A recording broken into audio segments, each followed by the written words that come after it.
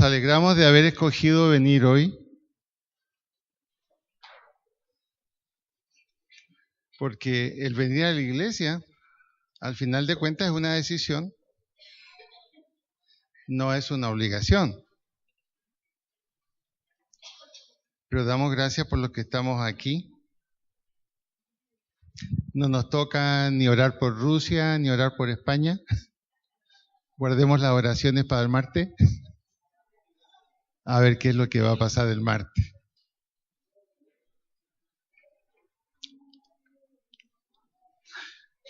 Bueno,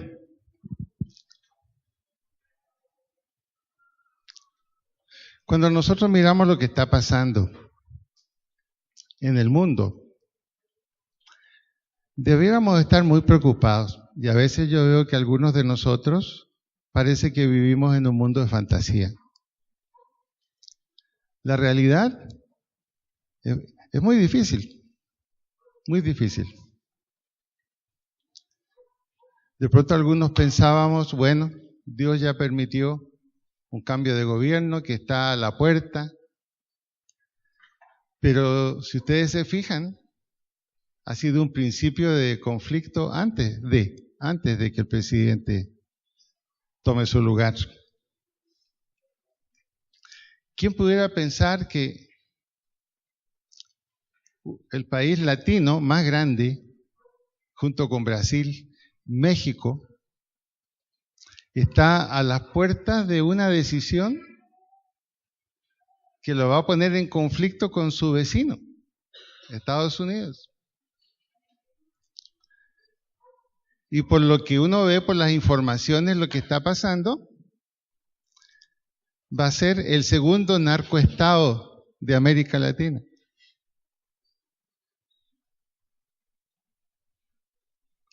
Y uno dice, ¿cómo es posible eso? ¿Cómo es posible que la gente ciegue sus ojos frente a un país que, México, que lo conozco porque vivimos 2 años allí, un país realmente con capacidades tremendas de desarrollo, y hay bastante desarrollo en México, pero lo que va a enfrentar ahora va a ser muy difícil.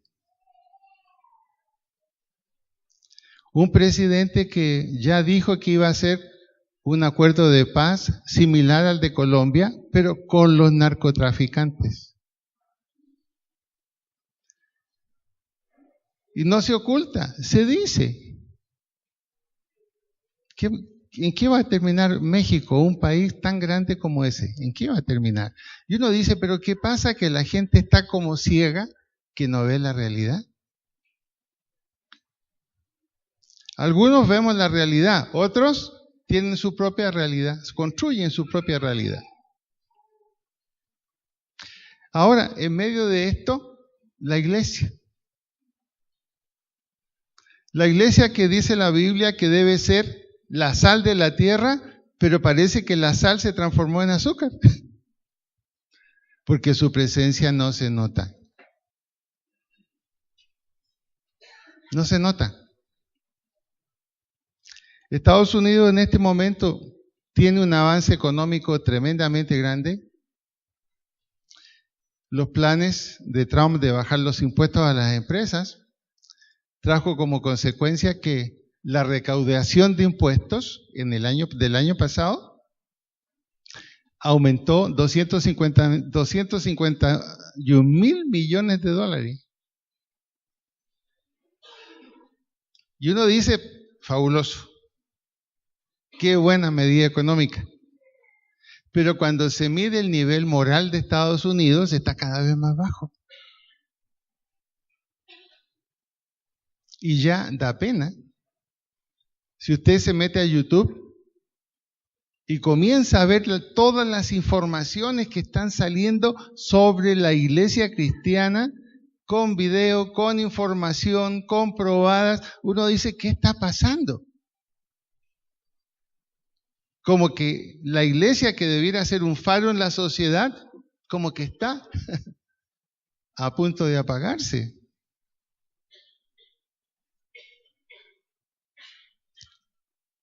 Son tiempos difíciles en que la iglesia tiene que tomar una decisión. Si no, va a desaparecer. Y esto es algo que se está hablando también aquí en Cali continuamente. Hay un programa ahora de Vigilias Unidas en los 4 puntos cardinales de la ciudad de Cali. De común acuerdo, todos los pastores. Hay un centro para el sur, que es la iglesia de la Pastora Cielo, donde iremos los del sur una vez al mes a una vigilia unida de todas las iglesias. Porque hay una necesidad urgente que la iglesia despierte.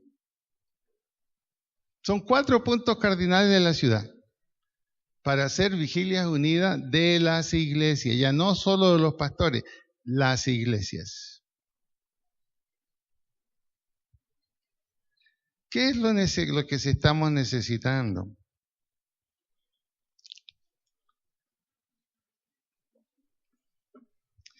Necesitamos un reavivamiento de la iglesia. Los avivamientos que la iglesia ha tenido en la historia no se han vuelto a repetir. Y la iglesia ha seguido simplemente una línea la cual no ha mantenido el nivel que debe mantener. Ahora, ¿por qué es urgente un reavivamiento? Reavivamiento significa que estemos en el nivel espiritual, mental, emocional, físico, volitivo, adecuado para poder funcionar. Es lo mismo que un cuerpo. Estar en una posición, en un nivel en que debemos funcionar para poder cumplir la tarea. La historia ha demostrado una cosa: ningún cambio político será exitoso sin una base espiritual. Será más de lo mismo o menos ya de lo mismo. Ahora, se necesita un impulso básico espiritual. Recién conversaba con alguien respecto a lo que está pasando en un colegio cristiano, era muy bueno en Cali. Y cómo ha cambiado absolutamente la mecánica del colegio. Y uno dice, ¿y qué pasó con sus dueños? ¿Qué pasó con sus líderes? Uno de ellos dirigía una pequeña iglesia.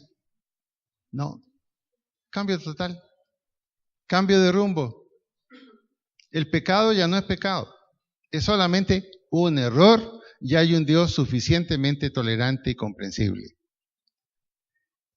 ¿Y eso va a llegar a los niños? Obviamente no va a llegar en forma directa, porque los grandes errores doctrinales tienen 2 elementos básicos. Mitad mentira, pero mitad verdad.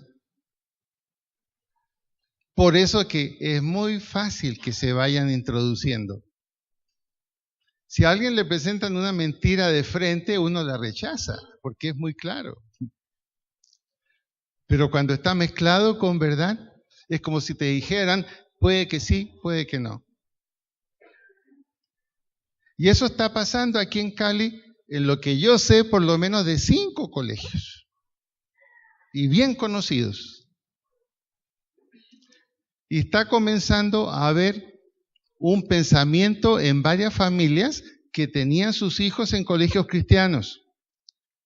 Tomar la opción de la educación en casa. Tomar la opción de la educación en casa.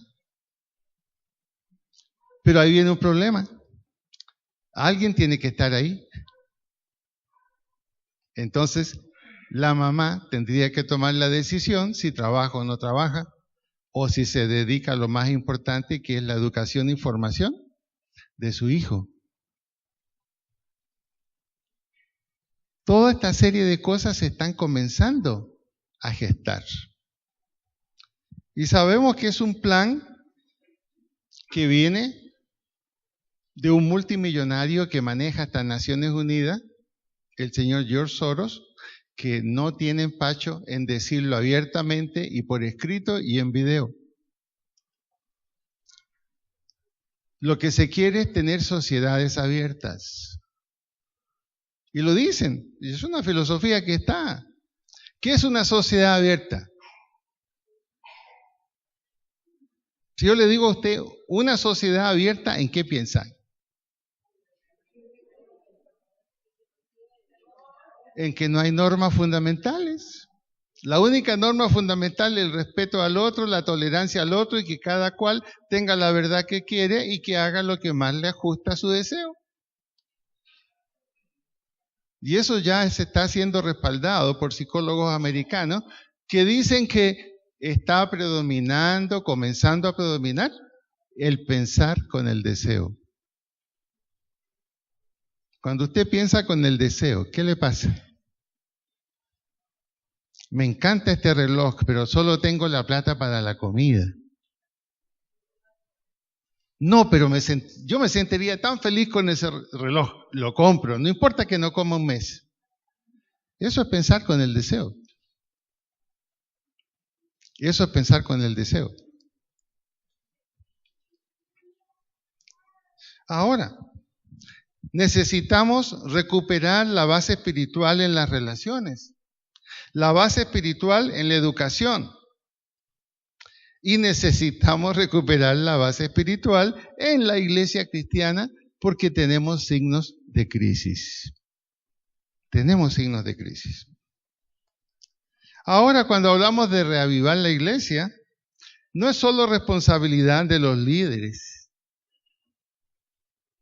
No solo responsabilidad de ellos. Es responsabilidad de cada creyente como miembro de ella. Cada creyente, cada miembro de la iglesia tiene que hacer su parte. Es como empujar un camión y la familia dice, aquí todos vamos a empujar. Ya hasta el niño chico hace que está empujando, pero pone sus manos ahí para empujar. A eso nos estamos refiriendo.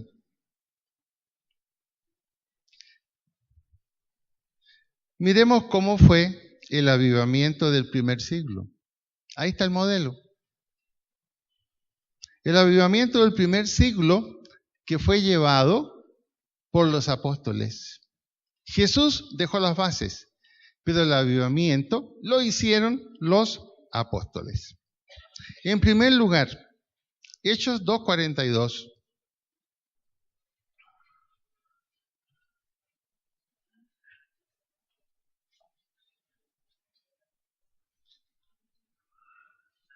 Hechos 2:42. Allí está la base de lo que es un avivamiento. Se mencionan 4 cosas fundamentales en la iglesia que quiere ser una iglesia viva y que tenga acción. Dice, y perseveraban en la doctrina de los apóstoles. La primera base es una seria base doctrinal. Los apóstoles establecieron muy claro lo que era bueno, lo que era malo, lo que había que hacer y lo que no había que hacer. El primer elemento de la base. En segundo lugar, la comunión unos con otros. ¿Qué significa eso? Que en la iglesia del primer siglo no existían islas. No existían islas, sino que había una comunión de todos. Todos se conocían, todos oraban los unos por los otros, todos conocían las necesidades y eran realmente un cuerpo, una familia. Tercero, el partimiento del pan y en las oraciones. La Santa Cena era la base de la unidad con Cristo. La Santa Cena, la base de la unidad con Cristo. Es decir, Cristo era el centro de la iglesia. El centro de la iglesia era solamente Él. También dice en las oraciones. ¿Pero qué tipo de oración? Hay 11 palabras para oración en la Biblia. Y la que aquí se ocupa significa orar con un sentido de súplica por la acción de Dios. Orar en un sentido de súplica por la acción de Dios. Y es interesante que los apóstoles en el primer siglo no esperaban la acción de Dios y ellos sin hacer nada. Todo lo contrario. Era orar para la acción de Dios mientras ellos y la iglesia hacían lo que tenían que hacer. Es como decir, Dios ayuda al que está en movimiento. Dios ayuda al que no está simplemente sentado esperando que Dios extienda su mano y traiga la bendición que espera. La iglesia estaba en movimiento. 4 cosas. O sea que lo más importante en un cristianismo reavivado es que la doctrina básica vuelva a estar en el primer lugar. Significa dejar de lado nuestras propias doctrinas, nuestras propias ideas o nuestros propios acomodos del cristianismo. Es tomar la doctrina del Señor Jesús, tal como está en el Nuevo Testamento, y hacerla y llevarla a la práctica.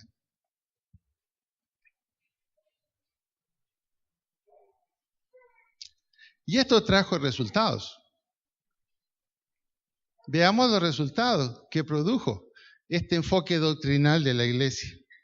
Vamos al versículo 43, ahí mismo hasta el 47. Versículo 43. Dice, y sobrevino temor a toda persona. Ahí la palabra temor es obediencia. Es decir, se desarrolló un espíritu de obediencia. A nadie había que decirle 3 veces lo que había que hacer. Cada uno había tomado conciencia de lo que debía hacer. Y que al hacerlo estaba sirviendo no a nadie, sino al Señor en primer lugar. Esto significa que desapareció la comodidad. Desapareció la comodidad. Y sobrevino temor. Se produjo un espíritu de obediencia en toda persona. Y muchos prodigios y señales eran hechos por los apóstoles. Hoy día damos gracias a Dios cuando vemos un milagro. En el primer siglo era cosa de todos los días. ¿Por qué? Porque todos estaban listos a orar por un milagro. Todos estaban disponibles a poner sus manos sobre un enfermo. Todos estaban listos a visitar un enfermo para que el Señor lo levantara. No se olvide que los creyentes a esta altura eran más o menos 3.500. Los 3.000 que se convirtieron con Pedro y otros más. No era una iglesia pequeña, pero era una iglesia donde todos estaban haciendo su parte. Todos estaban trabajando. Si usted nota, mire su Biblia del versículo 44 al 47, la palabra que se menciona varias veces es todos. Todos. En el 44, todos los creyentes, era una comunidad. Todos los que habían creído estaban cada uno en su casa y nunca se veían. Mi Biblia dice eso, y la suya, ¿qué dice?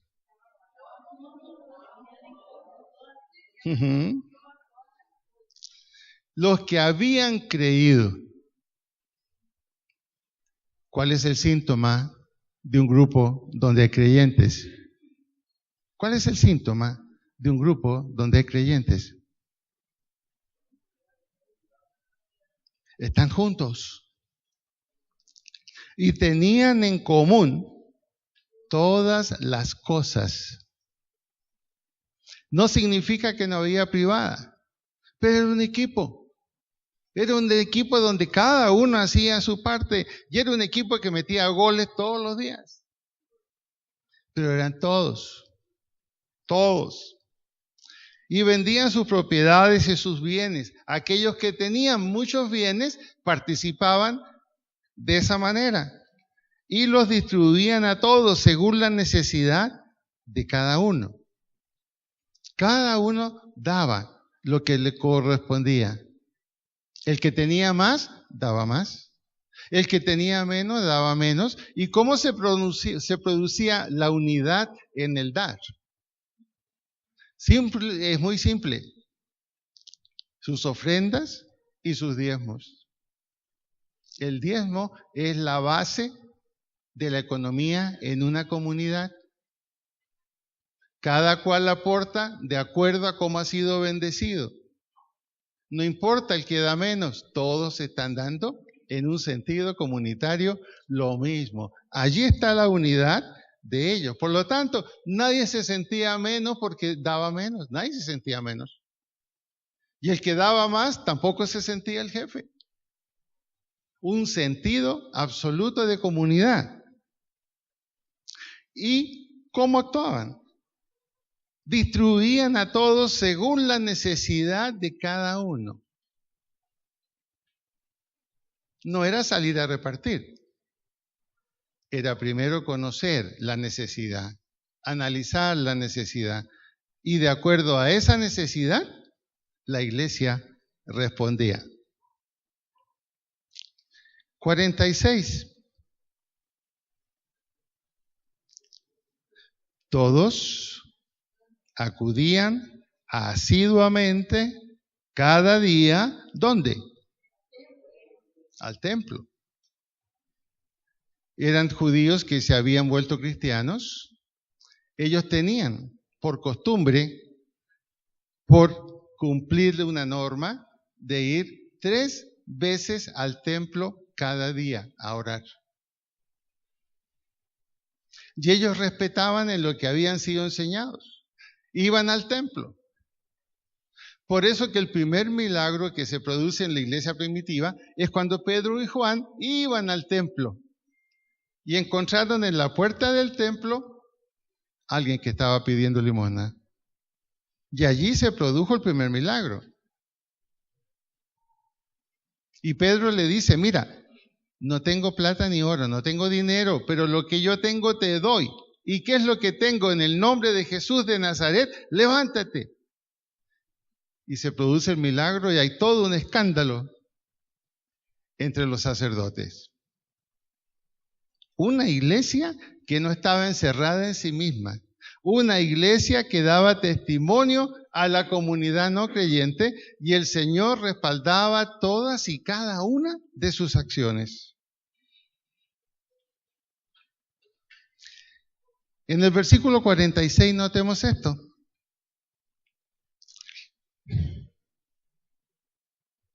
Iban asiduamente unánimes cada día al templo y partiendo el pan en las casas. Partiendo el pan en las casas. Aquí puede que nos moleste lo que voy a decir, pero así lo hizo la iglesia. Y esto es lo que debe hacer la comunidad de creyentes. Le voy a hacer una pregunta. ¿Cuántas casas de sus hermanos usted conoce?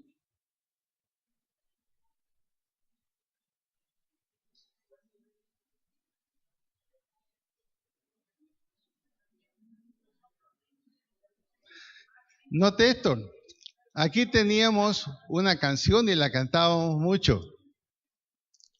Dame la mano, querido hermano, dame la mano y mi hermano serás. ¿Cuántas casas de sus hermanos conoce? Más directo, ¿a cuántas ha sido invitado?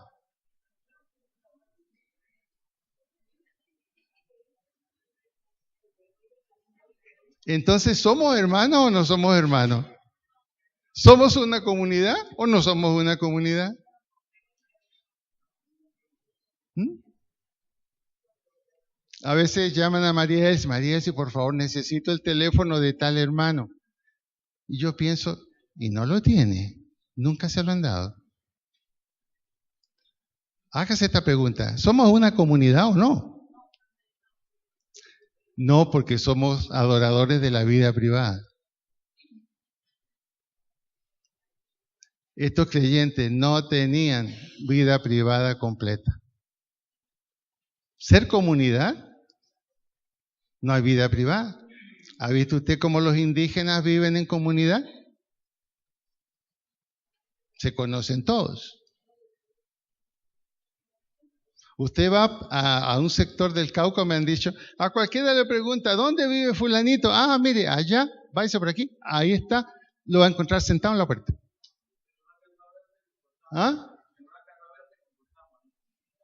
Claro. Pero ¿qué le parece que la iglesia ha caído en el pecado, yo lo llamaría así, de exagerar la vida privada? De exagerar la vida privada.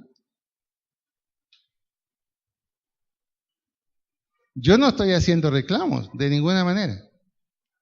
Solamente mostrando la realidad en que estamos.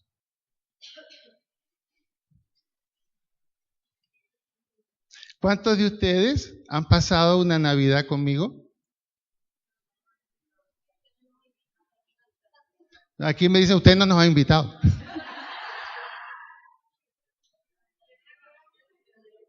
¿Ves? ¿No creen que hay algo que hay que corregir? ¿No creen que hay algo que hay que corregir?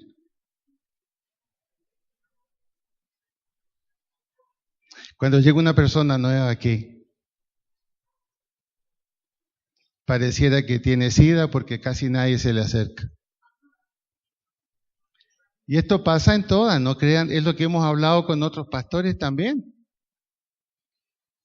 Me decía un pastor amigo, yo no sé qué hacer, pareciera que el único lugar donde hablan de cuentas, donde hablan de cosas por comprar, es en la iglesia porque termina la reunión y se arman los grupitos. ¿Lo hacemos o no lo hacemos?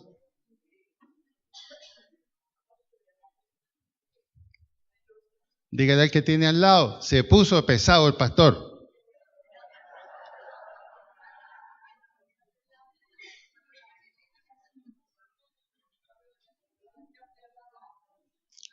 Noten esto.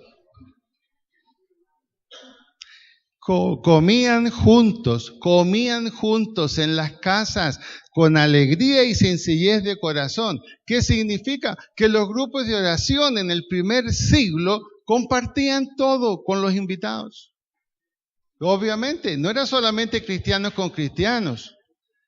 Era una manera para aprovechar de invitar gente nueva a un hogar y mostrarle cómo el hogar funcionaba. Eso fue lo que causó un avivamiento en Inglaterra. Eso fue lo que causó un avivamiento en Escocia. Pero no hubo más. No hubo más. Miren el caso de Jesús. Cuando Jesús reclutó sus primeros discípulos, era una costumbre que el rabino que dirigía un grupo de estudio vivía muy bien. Era un alto nivel económico. Y los discípulos tenían que conocer la casa del maestro. ¿Qué hizo Jesús? Vengan y vean donde yo vivo, pero les advierto, no tengo ni almohada ni cama, la pieza pelada. Pero lo llevó. Lo llevó.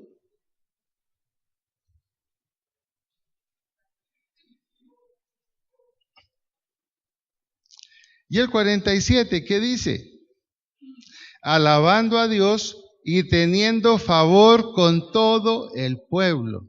Es decir, los no creyentes, ¿cómo no iban a estar entusiasmados con ese tipo de personas? Porque ese tipo de personas, los creyentes, estaban mostrando un estilo de vida que era el bueno, el correcto, el verdadero.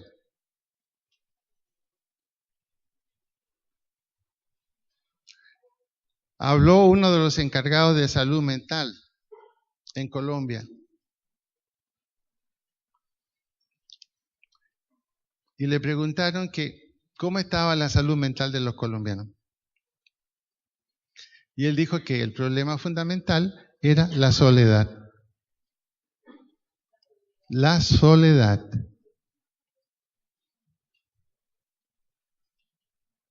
A veces usted se puede sentir solo dentro de su misma familia. Y déjeme decirle, me consta que para algunos la iglesia es un refugio. La iglesia es un refugio, un antídoto a la soledad. Pero no debe ser así. No debe ser así. Alabando a Dios, teniendo favor con todo el pueblo. Y mire el resultado final. Y el Señor añadía cada día a la iglesia a los que iban a ser salvos. Cuando una iglesia entra en un reavivamiento, entonces Dios dice, allí es donde tengo que mandarlos.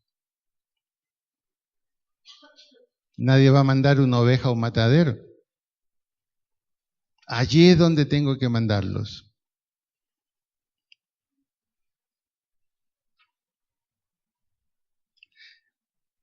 El avivamiento en la iglesia no significa que las iglesias estén llenas, sino que las iglesias estén cumpliendo su tarea y cumpliendo su labor. ¿Cuál es la tendencia de la iglesia hoy? Los miembros creen que su papel es dejar que otros hagan lo que les toca a ellos. Es como las elecciones mundiales, en las elecciones.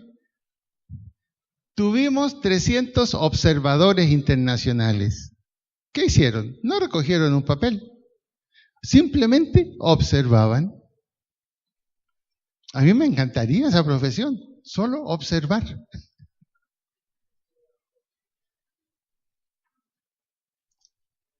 A algunos creyentes les gusta eso, observar lo que otros hacen.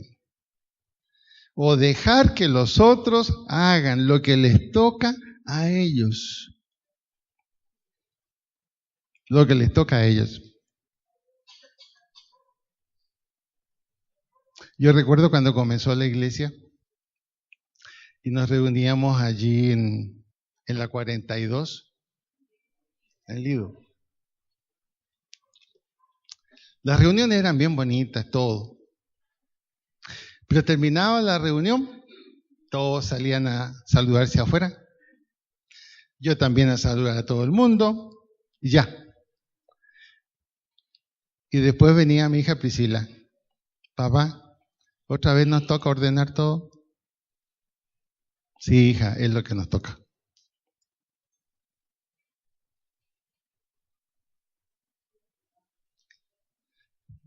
Aquí también pasa igual, en otras iglesias pasa igual. Igual. Terminó todo y...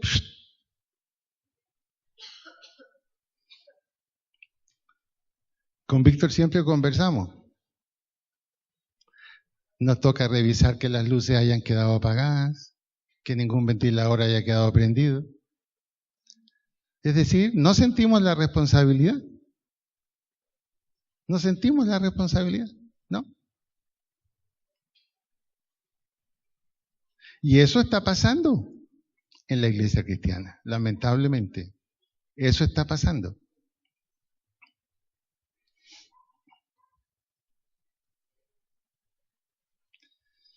Y tarde o temprano,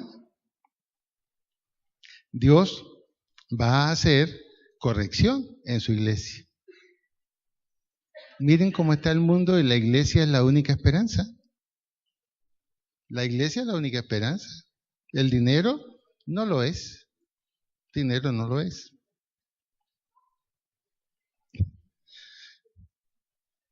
4 características de una iglesia que necesita avivamiento. Asistencia irregular. Por ejemplo, si yo dijera, vamos a darle un premio a los que asisten regularmente y no fallan a ninguna reunión de culto, excepto que estén enfermos, que es lógico, no pueden venir. ¿Cuántos levantaríamos la mano?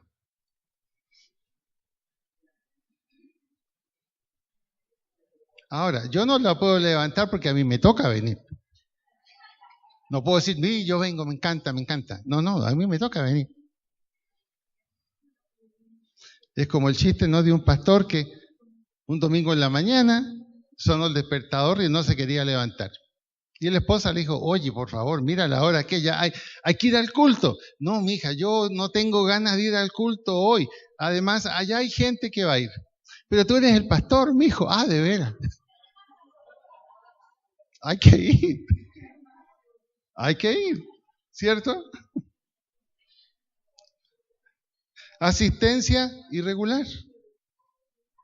Y no nos damos cuenta que si los padres no venimos, los hijos también ponen dificultades para venir. De tal palo, o sea, construimos nuestro propio problema. Segundo, el peso de la responsabilidad.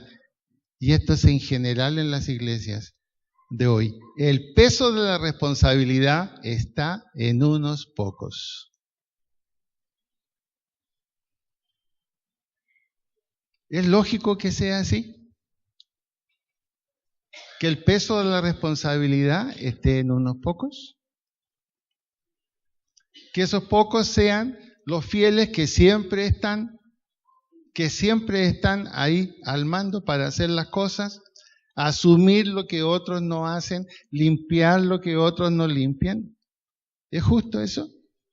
Pero esa es la realidad.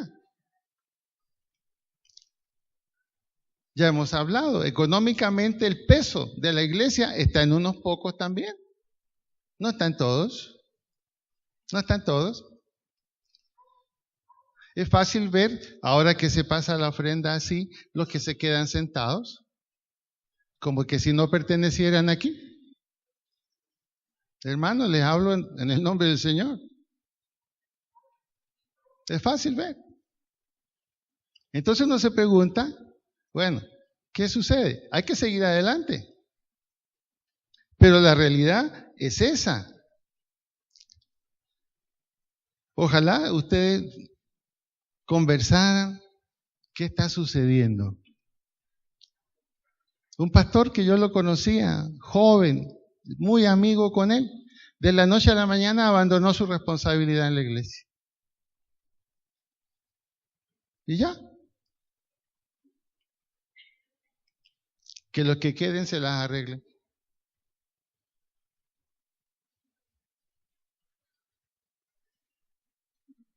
No, mi amigo que está allá con la esposa, saben de quién estoy hablando. Mi amigo arquitecto y su esposa arquitecta, saben de quién estoy hablando.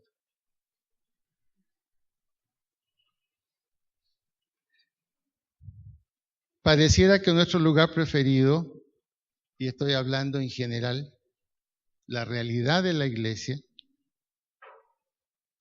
pareciera que su lugar en la silla es el lugar preferido. El otro día se quebró una silla. ¿Sabe qué dije interiormente yo? Señor, que se quiebren todas. A ver qué vamos a hacer parados, si somos capaces de venir parados. ¿Somos capaces de pararnos en una plaza a ver un partido completo de fútbol del Mundial? A ver si somos capaces de estar parados. Pero hemos hecho de la silla nuestro lugar.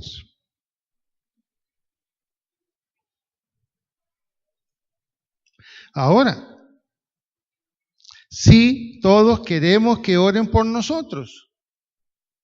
Todos queremos que nos visiten. Pastor, por favor, ¿me puede llamar? Pastor, ¿me puede visitar? Pastor, ore por mí. ¿Y qué le pasó? No, está enfermo el perro. Oremos ya. Todos queremos algo. Todos tenemos una necesidad. Y todos queremos que esa necesidad sea atendida. Pero, ¿estamos nosotros dispuestos a orar por otros? ¿Estamos dispuestos a visitar a otro? No. No, de ninguna manera. De ninguna manera. Eso no lo hacemos. Ahora, el hecho que siempre hayan personas que hacen las cosas y otros que miran es una característica de la vida. Ha sido siempre así, en todas partes. Pero en la iglesia no debe ser. Definitivamente, son más los que observan que los que hacen las cosas. Y esta conducta la vemos también en el mundo de hoy. ¿Se fija usted cómo enfatizamos el deporte? Es un tremendo énfasis que se hace en el deporte. ¿Están viendo ese programa Superhumanos? Levanten la mano a quienes los ven.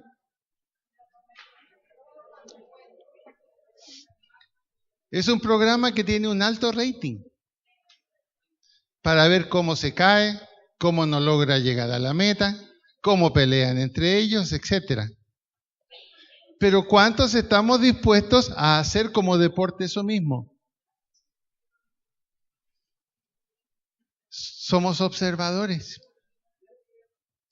Somos observadores. Observamos cómo alguien boxea bien.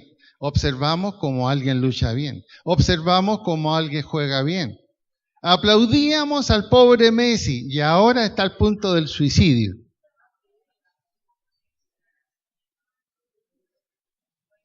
Y se nos olvida que es un hombre común y corriente, con aptitudes para el fútbol, pero que igual que nosotros, no puede soportar el fracaso público.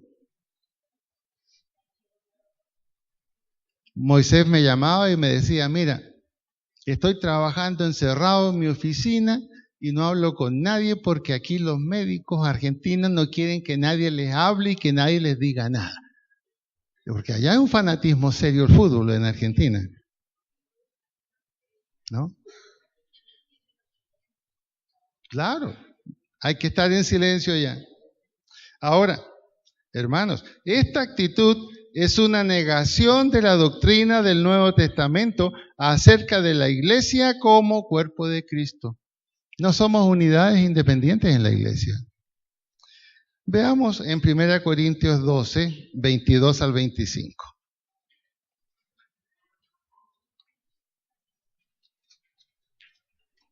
Primera de Corintios 12, 22 al 25.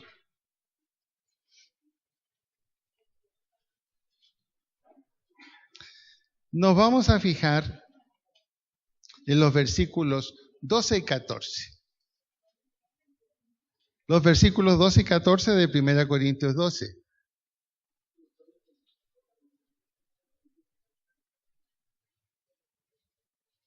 Dice así: porque así como el cuerpo es uno y tiene muchos miembros, pero todos los miembros del cuerpo, siendo muchos, son un solo cuerpo, así también Cristo. Eso es la iglesia. Es un cuerpo. En nuestro cuerpo hay orejas, hay ojos, hay una nariz, hay boca, hay dientes, hay pelo, hay mano, hay brazo, hay codo, etcétera. Es un conjunto bastante grande de elementos que nos permiten caminar, nos permiten vivir. Y no podríamos decir que algún miembro de nuestro cuerpo no es importante. Si no me cree, una noche camine por el salón de su casa a pie descalzo. Y de repente, su pie, el dedito más chico, va a chocar contra la base de un sofá. A mí me ha pasado, ¿a usted le ha pasado? ¿Era tan poco importante ese dedito chico? Nos impide caminar, nos impide apoyar. Es decir, la iglesia como cuerpo, cada miembro es importante y por lo tanto cada miembro es necesario y cada miembro tiene una función. Y si usted o yo no estamos haciendo la función que nos corresponde, el cuerpo no puede caminar bien. No puede caminar bien.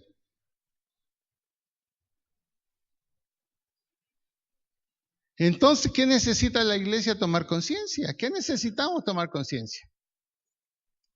Usted, aunque no lo crea, es importante. Y su presencia es necesaria. Y su acción es necesaria. Y si no lo hace, está faltando al cuerpo de Cristo. Y por ende, no creo que podría considerarse miembro del cuerpo de Cristo. La Biblia es muy clara. Ahora, en la iglesia hay miembros del cuerpo que son menos importantes que otros. Y la Biblia lo dice. Así en el cuerpo tenemos algunos miembros que no podemos estarlos mostrando. Uno dice, mire este brazo, ¿no? Pero hay otra cosa que yo tengo. Yo nunca diría, mírelo esto que tengo. Es muy importante ese miembro, pero hay que cubrirlo, porque es delicado. En la iglesia también hay miembros que parecen menos importantes y se les cubre, es decir, no están a la vista, pero son los que permiten funciones importantes. Por ejemplo, aquí, ¿cómo encontró la silla donde se sentó? ¿Cómo encontró las sillas ordenadas o desordenadas? ¿Quién hace eso todas las semanas? Es una persona que usted nunca la ve aquí parada. Nunca la ve aquí parada. Puede decir uno, no, es el miembro menos importante, es la persona que hace el aseo. No, es importante, pero su función está cubierta, no se ve. Pero qué importante es. Por eso que usted no puede decir, yo no tengo importancia en la iglesia, la tiene. Lo que pasa es que usted no quiere ejercer lo que Dios le ha mandado a hacer. De pronto una acción que muchos la van a ver, otra que no la van a ver todos, pero es importante. Ahora, se dan cuenta que tenemos un buen sonido, pero usted no está viendo a la persona que es responsable de eso, allá está.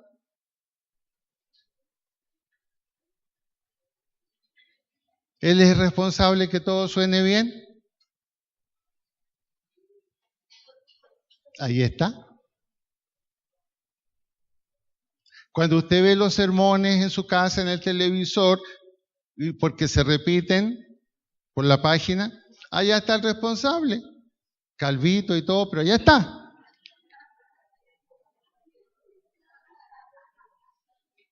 ¿Qué problema si él no cumple esa función? ¿Qué problema? A eso se refiere aquí Pablo cuando dice, así como el cuerpo es uno y el mismo espíritu es uno y tiene muchos miembros, pero todos los miembros del cuerpo, siendo muchos, son un solo cuerpo. Así también el Señor Jesucristo. Porque por un solo espíritu fuimos todos bautizados para formar un solo cuerpo. En la iglesia no hay grupitos especiales. Por eso aquí yo jamás quise hacer un grupo de profesionales como lo hacíamos en la cruzada. Era muy bueno para obtener dinero, pero a la vez a esa persona había que soportarle sus cositas. Aquí todos somos iguales. Aquí todos somos uno. Y todos tenemos la misma responsabilidad. Que algunos la están ejerciendo y otros no. Y otros no. pero debemos comenzar. Sean judíos, sean griegos, sean esclavos, sean libres, a todos se nos dio a beber de un mismo espíritu. Porque además, el cuerpo no es un solo miembro, sino muchos. Sino muchos. Y viene ahí todo el relato. Si la mano dijera, yo soy solo lo importante, y le dijera al ojo, no te necesito, pregúntele a Claudia Rincón, ¿cuánto lamentó lo que pasó con su ojo? Y la importancia que tiene un ojito. Uno no puede decir, bueno, por lo menos tengo el otro. No. Los dos son importantes. No podemos decir que algo no sirve. Aquí hay un médico. Yo me recuerdo, mi mamá nos contaba, mi mamá, ella es enfermera universitaria, aunque nunca ejerció, siempre estuvo con nosotros en la casa.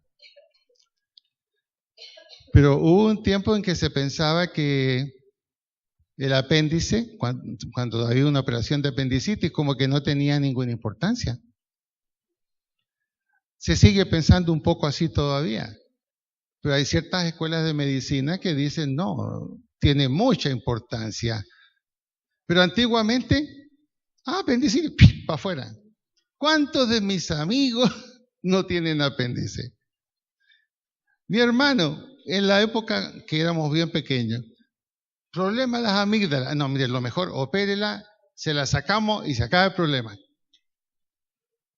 Pues la facilidad que mi hermano se resfría o coge cualquier cosa porque no tiene la barrera defensiva ahí. Todo es importante. Por eso cuando usted no está aquí, nosotros sentimos que usted no está aquí porque su presencia es importante.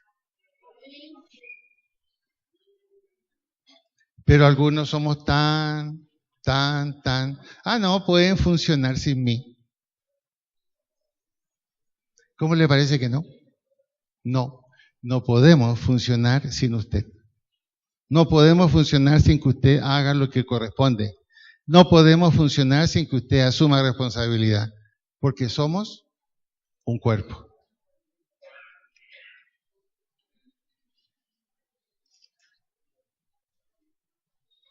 Ya al final dice, versículo 27, el 26 y el 27, por favor, dice, de manera que si un miembro padece, todos los miembros se duelen con él.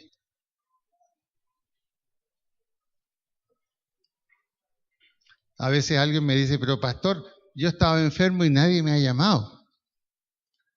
Y yo le digo, ¿y por qué no nos hizo saber que estaba enfermo? No somos adivinos todavía. Ahora, la unidad del cuerpo se manifiesta en que yo también esté dispuesto a dar a conocer si tengo un problema. Pero algunos tenemos pánico de decir que tenemos un problema. Qué fantástico cuando sabemos que un miembro del cuerpo se duele. Allí debe estar el cuerpo para atenderlo, para asistirlo, para respaldarlo. Esa es la función del cuerpo. Le pongo un ejemplo, cuando a usted le pegan en la cara, ¿qué reacción tiene usted? ¿Con qué se soba? ¿Con la mano del que le pegó? ¿Con qué se soba la cara? Con su propia mano. Es igual, el cuerpo se protege, se cuida a sí mismo. La iglesia es igual.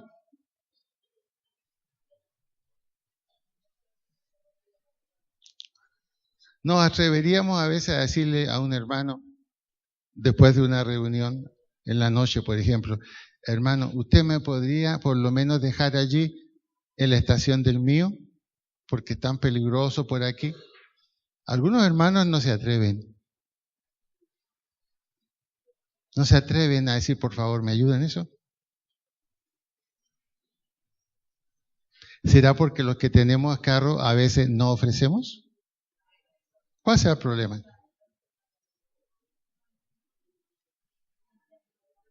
Claro que si ofrece, no le ponga tarifa. ¿Cierto? Vuelvo a decirle, repita, el pastor se puso muy pesado.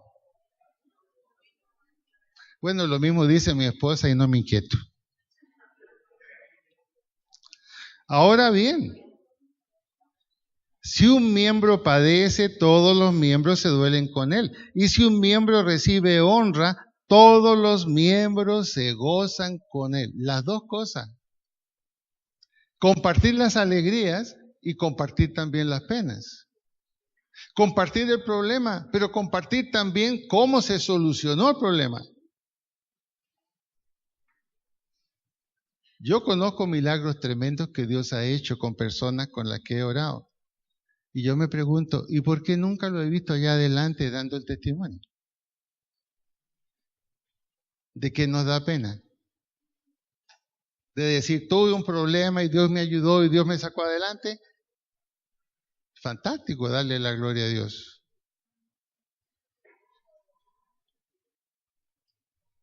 Si un miembro recibe honra, todos los miembros se gozan con él. Ahora bien, vosotros sois el cuerpo de Cristo y miembros cada uno por su parte. Pablo repite 3 veces eso mismo en este capítulo. Somos un cuerpo, somos una comunidad. Debemos trabajar juntos, debemos apoyarnos juntos, debemos conocer las necesidades que tenemos, estar listos a actuar en favor del otro. Y en ese sentido, si lo hacemos, estamos cumpliendo el ministerio de Cristo. Eso fue lo que hizo Él. Exactamente, ni más ni menos. En 3 años, eso fue lo que Él hizo. Y lo hizo tan bien que hasta los niños se acercaban a conversar con Él. Eso es lo que llamamos un avivamiento. Por eso entonces, cuando la iglesia funciona de esa manera, comenzamos a interesarnos en lo que nos rodea. Serio interés por el estado de la iglesia y del mundo actual. La iglesia puede ir desapareciendo, hermanos. Si solo venimos a la iglesia a recibir, somos niños en Cristo. Somos niños en Cristo. Si hemos crecido, debemos servir a la iglesia para que ésta sirva a la sociedad. Esa es la función que tenemos, no tenemos otra.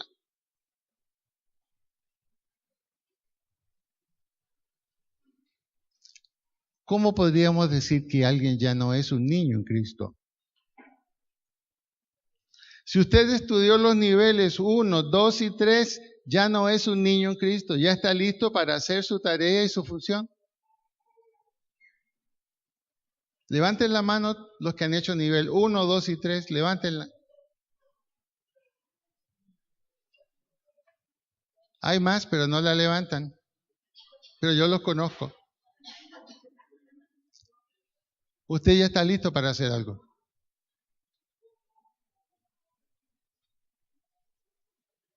Y es su deber hacerlo, así como yo tengo mi deber de hacerlo. No podemos volvernos estudiantes toda la vida. Como esos niños de familia que estudian 3, 4 profesiones, pero nunca trabajan. Tenemos que hacer. Estamos listos. Con el nivel 1, ¿usted conoce la doctrina de salvación?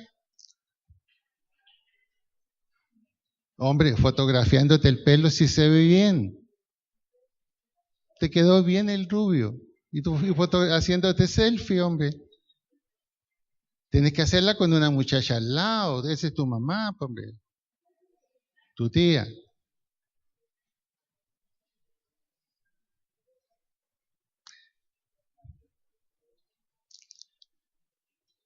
El reavivamiento de la iglesia.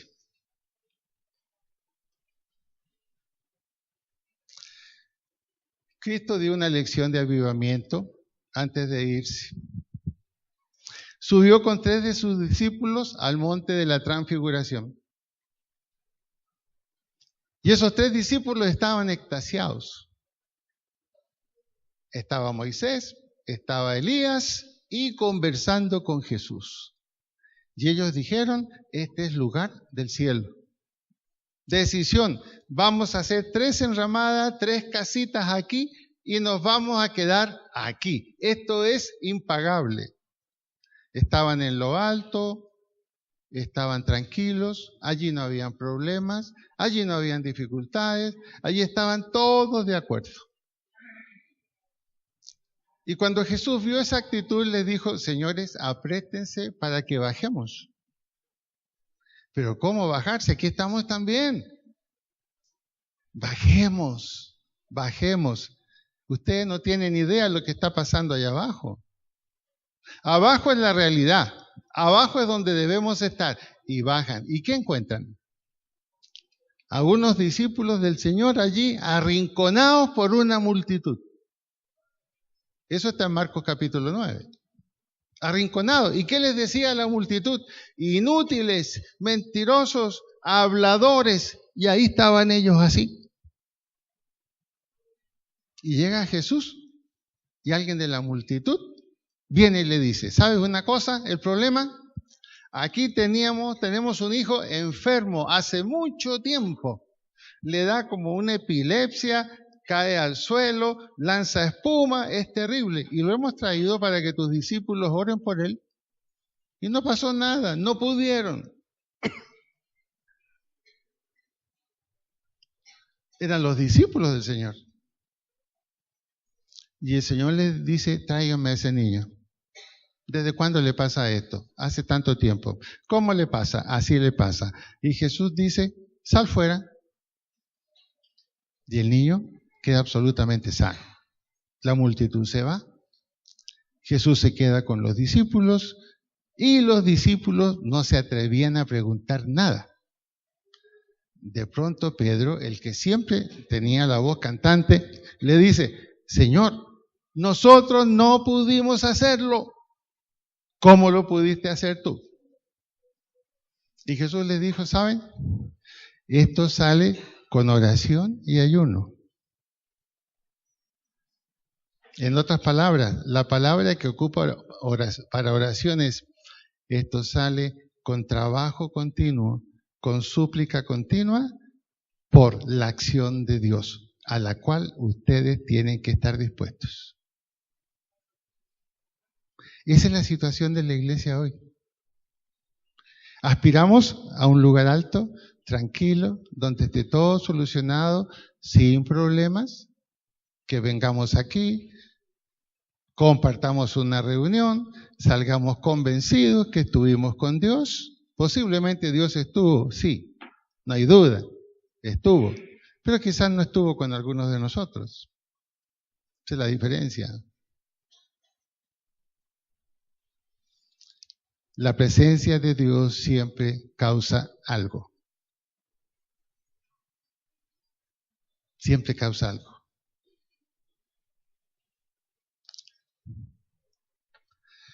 La iglesia necesita, cuando digo la iglesia, estoy hablando en general, este es un problema común, hermanos.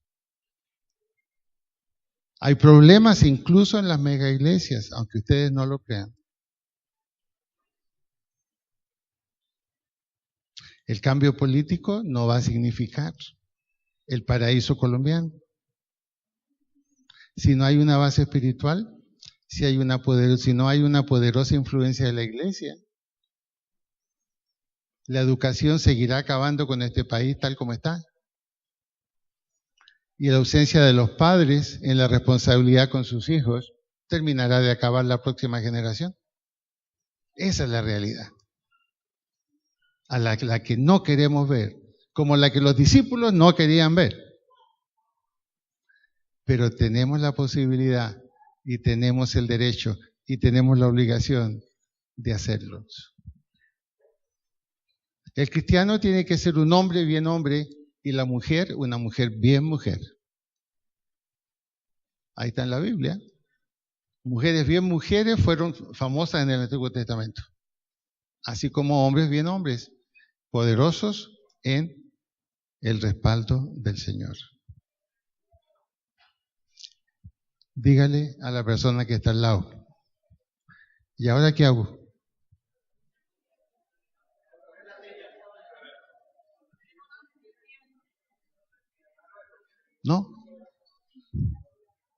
Dígale, mejor no hubiéramos venido.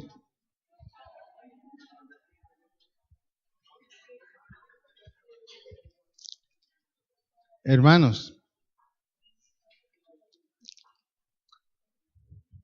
es necesario tomar una decisión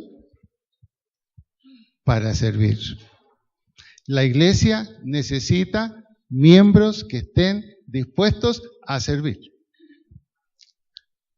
Y si usted está dispuesto, nosotros oraremos con usted para que el Señor muestre cuál es la habilidad especial o el don que Dios le ha dado a usted para que lo ponga en práctica.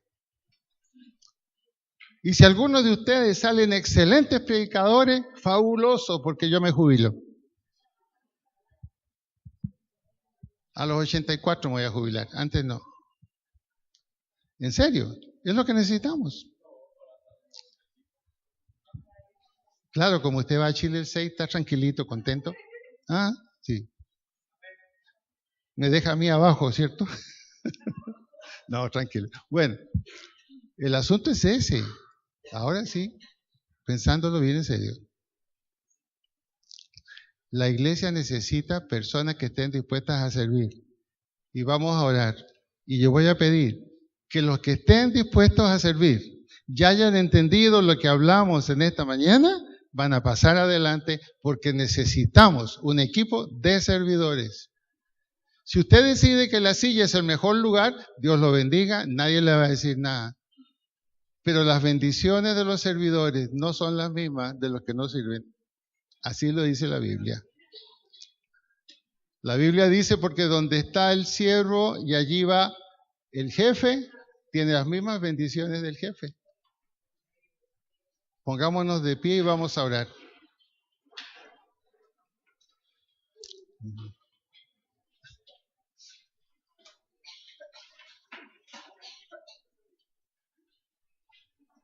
Vamos a inclinar nuestra cabeza.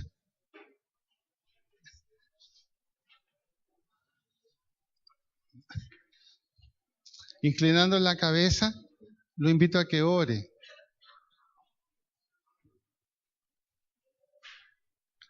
De pronto dígale, Señor, perdóname porque me enojé con el pastor.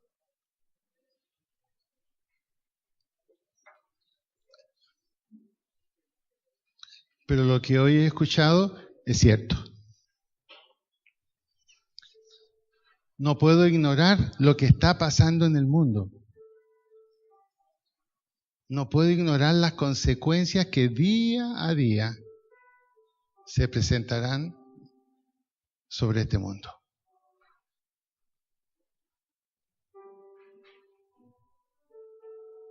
Solo piense. La NASA, y estas son noticias oficiales que han salido, la NASA está preparando enviar personal al espacio para verificar dirección de los miles de asteroides que están viniendo sobre nosotros, pasando muy cerca. Especialmente hay 2. Y están viendo la posibilidad de, a través de alguna acción, cambiarle la dirección. Si no, el 2022 los tendremos frente a nuestros ojos.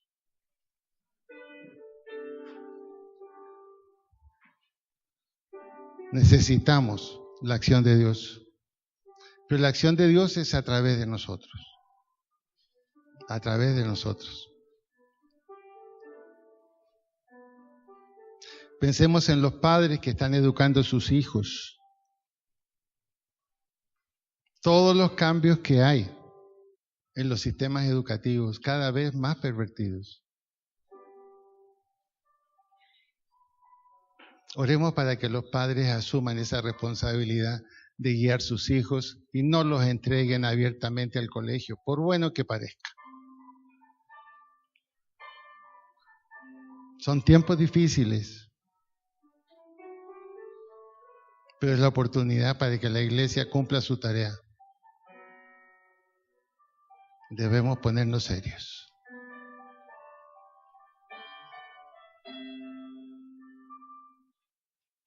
Señor, en esta mañana Yo te doy gracias porque me permitiste decir lo que tenía que decir. Y lo dicho con apoyo en tu palabra, Señor. Lo que tú dices es lo que yo he dicho. Somos un cuerpo. Tenemos una tarea. Nos has escogido para esa razón. Y no podemos eludir esa tarea. Porque tú, a través de años, Señor, nos has ido preparando. Estamos conscientes de lo que dice tu palabra. Estamos conscientes de cuáles son nuestras responsabilidades. Ya no necesitamos que nadie nos lo diga. Pero en nuestra terca voluntad, Señor, que se opone a lo que tú quieres. Padre, que podamos entender que el servirte a ti, el ser fiel contigo, es la bendición y la seguridad más grande que podemos tener en nuestra vida, que incluso alcanza a nuestros familiares. Llegó la hora, Señor, de servir. Yo te pido que tu Espíritu Santo toque el corazón y la mente de los que están aquí, y que ellos sientan en su mente y en su corazón que tú les estás llamando a la acción, que tú lo estás haciendo, que no soy yo. Y no se trata de quedar bien delante de nadie, sino delante tuyo. Padre, en el nombre de Jesús, esos siervos que tú quieres que ya dejen la silla y tomen una decisión de servir, que en esta mañana puedan pasar aquí adelante para orar por ellos y para comenzar a ayudarles a descubrir qué es lo que Dios quiere que ellos hagan y cómo tú les has preparado. Y tu llamado, Señor, es también a los que son jóvenes.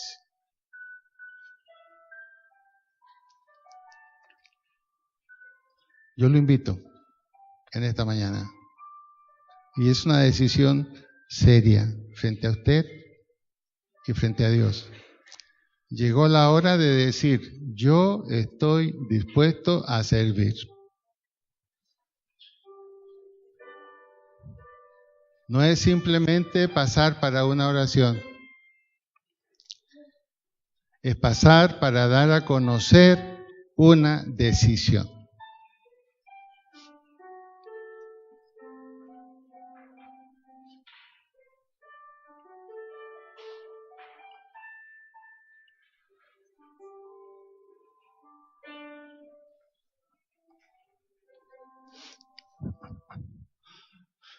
Julián, si usted me coopera y si hay papelitos por allí, repartir papelitos, y necesitamos los nombres de cada una de estas personas, o si alguien me ayuda y toma una fotografía, varias fotografías. Por favor, Jaime.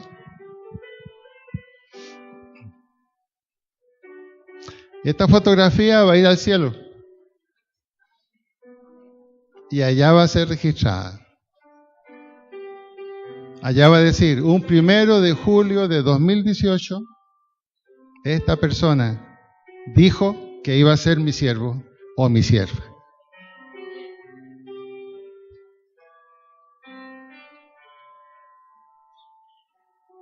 Yo estoy seguro que tu vida va a ser cambiada. El Señor me muestra que varios de ustedes en su corazón tienen situaciones contradictorias. Eso tiene que acabarse para tu propia tranquilidad. Para tu propia tranquilidad. Los peores problemas no vienen de afuera, vienen cuando están adentro y no están resueltos. Y el Señor quiere que eso también lo resuelvas, para tener esa paz interior que todos anhelamos. ¿Quedamos todos en esta fotografía celestial? Ya sabes, al cielo se va esta foto. Es como cuando los discípulos le dijeron, allá están los barcos, los dejamos por ahora. Nosotros no necesitamos dejar barcos, sino vamos a servir con lo que tenemos, con lo que somos y con el don que Dios nos ha dado a cada uno de nosotros. Vamos a orar. Padre, en el nombre de Jesús, yo te doy gracias, porque yo también me pongo al lado de mis hermanos, porque yo también, Señor, soy un siervo, nada más, igual que ellos.